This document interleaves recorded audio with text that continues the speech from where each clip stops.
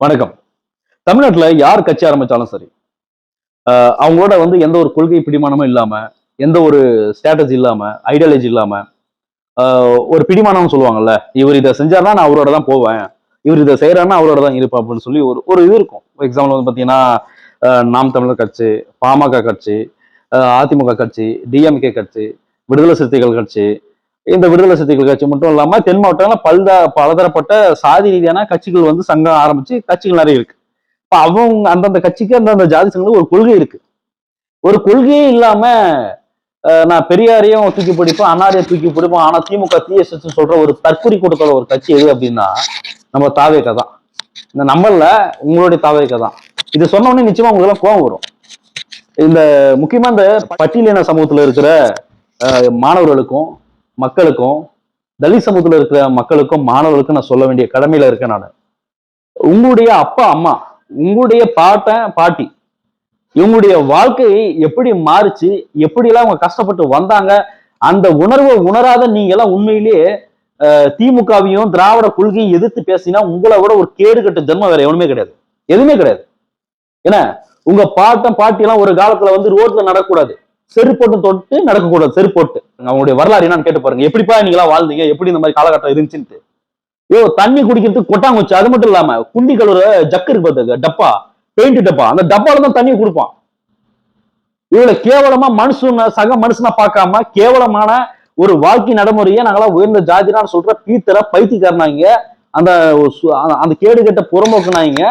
உங்களுடைய சமூகம் மட்டும் இல்லாம பலதரப்பட்ட சமூக தென் மாவட்டங்கள்ல ஒரு ஒரு குத்தடிமையா வச்சிருந்தாங்க அந்த காலத்துல. அவங்க சொல்லாங்க நான் வீர பரம்பரை அது இதெல்லாம். அதெல்லாம் கிடையாது. உன் ஜாதியில வேணா ஒருத்தர் வீரனா இருப்பான், ஒருத்தர் தீரனா இருப்பான், ஒருத்தர் ரொம்ப போர்வால் பிடிச்சவனா இருப்பான். அதுக்காக எல்லாருமே அவங்க இடத்துல போர்வால் பிடிச்சவனா இருக்க மாட்டா, தீரனா இருக்க முடியாது, வீரனா இருக்க முடியாது, சூரனா இருக்க முடியாது. என்ன அந்த ஜாதிக்குள்ள ஒருத்தன் ஒரு பகுத்தறிவோட ஒரு சிந்தனையாளரோட இருக்கிறான் அப்படின்னா நீ அவனை தூக்கி அவனை தூக்கி பிடிச்சு கொண்டாடலாம்ல. என் சாதிக்கு என் சமூகத்துக்கு இவெல்லாம் பண்றாங்கன்ட்டு அப்படி யாரும் கொண்டாடுறதுக்கு வரதில்ல.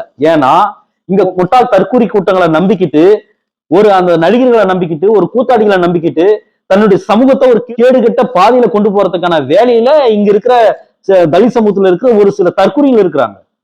அவங்க நீங்க புரிஞ்சுக்கணும். உங்களுக்கு நான் கண்டிப்பா நான் சொல்றதெல்லாம் கண்டிப்பா உங்களுக்கு கோவம் வரும். இன்னும் நிறைய பேர் சொல்லுவான், ஏன் திருமாவளவன் திமுக போய் கூட்டணியா இருக்காரு, தனித்து நிக்க வேண்டியது. தனித்து நிக்க வச்சா நீங்க ஓட்டு போட்டு அப்படி நொட்டி கிழிச்சிருவீங்க.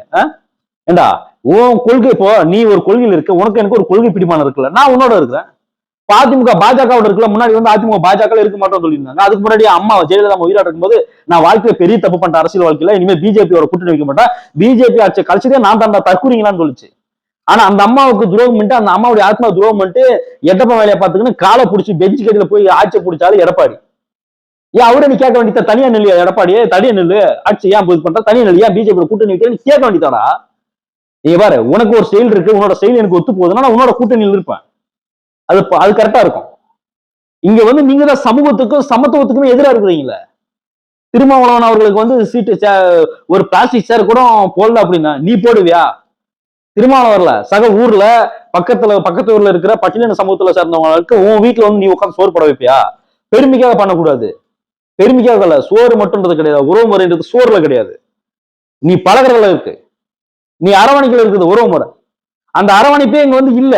அது எழுத்து பேசுறது துணிவு இல்லாம, சமூக நீதி பேசுறதுக்கு துணிவு இல்லாத ஒரு தற்கொலை அயோக்கிய பையன் பல பேர் வீட்டுல இளவீடாக்கி ஒரு குடிகார நாய், புறம்போக்கு நாய் உள்ள மாதிரி முடிச்சு வைக்கத்தனமா பண்ண அயோக்கிய பையன் சொல்லி ஊரெல்லாம் காரித்து போற அளவுக்கு ஒரு கேடுகட்ட அரசியல் தனத்தை பண்ணிட்டு இருக்கான் விஜய். எவ்வளவு ஒரு அயோக்கியத்தனமா இல்ல? ஏன்னா பஸ்ல எப்படா பஸ்ஸுக்கு அவ்வளவு பஸ் சுத்தி அவ்வளவு கேப் இருக்கு. இந்த சைட்ல இருக்கிறான் பாதுகாப்புக்கு கிட்டத்தட்ட ஒரு 200-300 பேர் இருப்பானுங்க. அவனுக்கு எல்லாமே அப்படியே பப்ளிக்க தள்ளுறான், அங்க இருக்கிற மக்களை இளைஞர்களை தள்ளுறான்.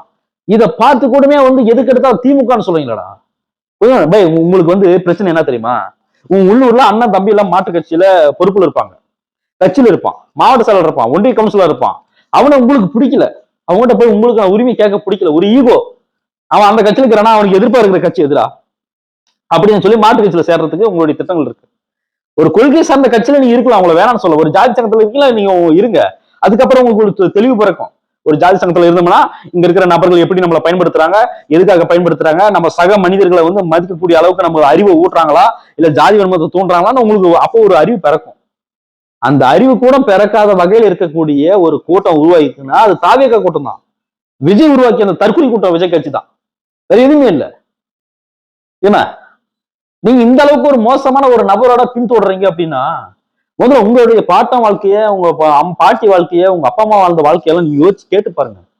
இதெல்லாம் ஏன் நடந்தது, எதுக்காக நடந்தது? அந்த காலத்துல அடக்குமுறை ஒடுக்குமுறை இருந்தது. இதை பெரியார் தான் உடைச்சு எரிச்சாரு.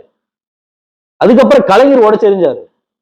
நீங்க எல்லாம் குடிசையில வாழ்ந்து தலித் மக்களும் பட்டியலின மக்கள் பிற்படுத்தப்பட்ட மக்கள் பல பேர் வந்து இந்த எம்பிசி மக்களோட சேர்ந்து சொல்றேன், வன்னிய சமூக மக்களோட சேர்ந்து சொல்றேன். யார் இல்ல இவங்க எல்லாம் இல்லைன்னு இல்ல, எல்லாருமே தான் ஏழை மக்கள் எல்லாரும் குடிசையில வாழ்ந்துகிட்டு இருந்தாங்க. வீடு கட்டத்துக்கு கூட வழி இல்லாம இருந்தாங்க. அப்ப கலைஞர் தான் வந்து பாத்தீங்கன்னா குடிசை மாட்டு வாரியமே ஒரு வாரியம் ஒரு அமைக்கிறாப்புல. அவங்களுக்கு காங்கிரீட் வீட்டுல தங்கணும், மழை இல்லாம சூரிய ஒளி படாம நெல்லடியா இருந்து காலம்பெல்லாம் அவங்க காங்கிரீட் வீட்டுல நிம்மதியா தூங்கணும், எந்த ஒரு தொந்தரவு இல்லாம அவங்களுடைய வாழ்க்கைக்கு மாற்றத்துக்கு ஒண்ணு உருவாக்கணும் அப்படின்னு சொல்லி உருவாக்கியவர் தான் கலைஞர். அது திராவிட கொள்கை. உங்களுக்கு என்னடா கொள்கை இருக்கு? நான் உன்ன பெரியாரை தூக்கி பிடிக்கிறேன், அண்ணாவை தூக்கி பிடிக்கிறேன், பிடிங்கி இவங்க 2 பேர் ஸ்டேஜ் ஏறி நாங்க 2 பேர் தூக்கி பிடிக்கிறோம், திமுக அதான் தூக்கி பிடிக்குது. ஏண்டா நீ பெத்த பிள்ளைக்கு நீ தான் அப்பனா இருப்ப, நாங்களும் அப்பனா இருப்போம், ஏன்னா பைத்தியக்காரத்தனமா இருக்கு. அப்ப திமுக கூட்டணி சேர வேண்டியதுதானே? இல்ல உனக்கு பிடிக்கல நீ வந்து திமுக சொல்ற, இல்ல பிஜேபி கூட்டணி சேர வேண்டியதுதானே? நீ எப்படி பிஜேபி கூட்டணி வச்சிருவ அது வேற விஷயம். ஆனா இங்க பலியாடா வர்றது நீங்க மட்டும்தான். தலித் மக்களை சொல்றேன், நான் தலித் இளைஞர்களை சொல்றேன். நான் தலித் மக்கள்ல பட்டியலின மக்கள்ல பரையர் சமூகத்துல இருக்கிற மக்கள் வந்து பெரிய அறிவாளியா இருப்பாங்க, பெரிய நல்ல எழுத்தாளர்களா இருப்பாங்க, நல்ல படைப்பாளர் இருப்பாங்க, அவங்க நல்ல டான்ஸ் ஆடக்கூடியவங்க, நல்ல கலைஞர்கள், அவங்களுக்கு அறிவு இருக்கும்னு நினைச்சேன் நான். ஆனா தாவேக்காவில சேர்ந்து ஒரு தற்கூரி நபர்களா இருப்பாங்க, தற்கூரி பேர்வாளியா இருப்பாங்க அப்படின்றது நான் இப்பதான் உணர்றேன். எவனா பார்த்தாலும் ஒவ்வொரு ஏரியாவிலையும் தலித் பகுதியில வந்து நான் தாவேக்கா குதிக்கிறீங்க. டேய் நன்றி கேட்டவனுங்களா, ஃபர்ஸ்ட் உங்க அப்பா அம்மா, உங்க பாட்டி, மாமா, மச்சாலாம் வாழ்ந்துருப்பாங்களா, அவங்ககிட்ட போய் கேட்டு பாருங்க. ஒரு நன்றி விசுவாசம் முதல்ல உங்ககிட்ட இருந்து உருவாகணும். அந்த நன்றி விசுவாசம் உங்களுக்கு இல்ல. உங்க அப்பா அம்மா எல்லாமே உண்மையிலே கஷ்டப்பட்டவங்க. இந்த மகளிர் சுய உதவி குழுன்னு ஒண்ணு கொண்டு வந்தார் கலைஞர். அப்பெல்லாம் பெண்கள் வந்து வாழ்வாதாரமே ரொம்ப கஷ்டப்பட்டாங்க. அப்போ என்ன பண்ணணும்னா அவங்களுக்கும் சிறு சிறு பேங்கை உருவாக்கணும் அப்படின்னு சொல்லிட்டு அவங்க ஏரியாவிலே வந்து இப்ப மகளிர் வந்து கூடுதலா ஒரு 10-15 பேர் 20 பேர் சேர்ந்து மகளிர் சுய உதவி குழுன்னு ஆரம்பிச்சு கவர்மெண்ட்டும் ஒரு நிதியை கொடுத்து அவங்களுக்கு எல்லாமே அதுல இருந்து கடன் பெற்று, குறைந்த வட்டி கடன் பெற்று, அவங்களும் வந்து நிறைய பேர் அந்த பெண்கள் வந்து நகை எடுத்து வீடு கட்டுறதுக்கு நான் இது பண்ணி, ஆம்பளைங்க வந்து வண்டி எடுக்கிறதுக்கு லோன் கட்டுறதுக்கு ஒவ்வொரு விஷயத்தையும் பயன்பட்டுச்சு. கலைஞர் அப்பவே அந்த அளவுக்கெல்லாம் யோசிச்சிருக்காரு. யாரு உங்க குடும்ப வாழ்க்கையை பத்தி யோசிச்சாரு. ஆனா அப்படி யோசிக்கிறதுக்கும் நம்மளுடைய குடும்ப வாழ்க்கை நம்ம பட்டியலின சமூகத்துல வந்து எவ்வளவு பிரச்சனை நடக்குது, பசங்களை வெட்டுறாங்க, தலித் பகுதியில உள்ள தூந்து வெட்டுறாங்க, ஜாதி வெறி அயோக்கியில் வெட்டுறாங்க அப்படின்னா அதுக்கு குரல் கூட கொடுக்க முடியாத ஒரு கேடுகட்ட ஜென்மமா இருக்குன்னா உங்களுடைய விஜய் தான். வேற எவனுமே கிடையாது. ஏன்னா நீங்க நல்லா ஒண்ணு புரிஞ்சுக்கணும். தயவுசெய்து சொல்றேன், உங்களுடைய லோக்கல் அரசியல் இளைஞர்களே, நல்ல தலித் சமூக இளைஞர்களே, பரையர் சமூக இளைஞர்களே, நான் ஏன் ஜாதியை சொல்றேன்னா உங்களுக்கு அப்பதானே சொர்ணவர்னு சொல்றதா சொல்றேன் நான். ஏன்னா அப்பயாவது சொர்ண வருமேன்னு சொல்றேன். உங்களுக்கு வந்து இந்த மாதிரி கோவம் வருது, உங்களுக்கு நான் பேசுறதுல கோவம் வருதுன்னா நீ களத்துல இறங்கன்ற நானு. நீ களத்துல இறங்க. இவன் சரியில்லை, அவன் சரியில்லை, இந்த கட்சியில இவன் சரி, திமுக இவன் சரியில்லை, இசிக இவன் சரியில்லை, பாமக இவன் சரியில்லை, நாம் தமிழர் இவன் சரியில்லை, அதிமுக இவன் சரியில்லைன்னு ஒரு குற்றச்சாட்டு இருக்குல்ல, நீ இறங்க. நீ என்னைக்காவது வந்து தாசில்தார் ஆபீஸ் ஏறி இறங்கி பெட்டிஷன் கொடுத்துருப்பியா? இந்த மாதிரி தலித் பகுதியில வந்து பேருந்து வரல, தண்ணீர் குடியிருக்கிறதுக்கு வசதி இல்ல, குடி தண்ணி வாங்குவதற்கான வசதி இல்ல, பைப் வசதி இல்ல, லைட் வசதி இல்ல, நீ ஏதாவது பெட்டிஷன் எழுதி கொடுத்துருப்பா? உங்க மனசை தொட்டு சொல்லுங்க, கீழே கமாண்ட் போடுவீங்களா? உங்க மனசை தொட்டு சொல்லி அப்படி கமாண்ட் வந்து பெட்டிஷன் எழுதி கொடுத்துருப்பீங்க, அதை அப்டேட் பண்ணி விடுங்க. நீங்க எழுதி கொடுத்துருப்பீங்களா? நாங்க பல முறை எழுதி கொடுத்துருக்கோம். ஒவ்வொரு முறையா ஸ்டெப் பை ஸ்டெப்பா தான் வரும். ஏன்னா அங்க அவ்வளவு பிரச்சனைகள் இருக்கு. ஏன்னா தலித் சமூகத்துல ஒரு ஒரு ஒரு நல்ல வளர்ச்சியை கொண்டு வர்றதுக்கு முன்னாடி நிக்கிற இந்த ஜாதி வெறி தற்கொலை கூட்டங்கள் வந்து அப்படி அவ்வளவு தடையா நிக்கிறாங்க.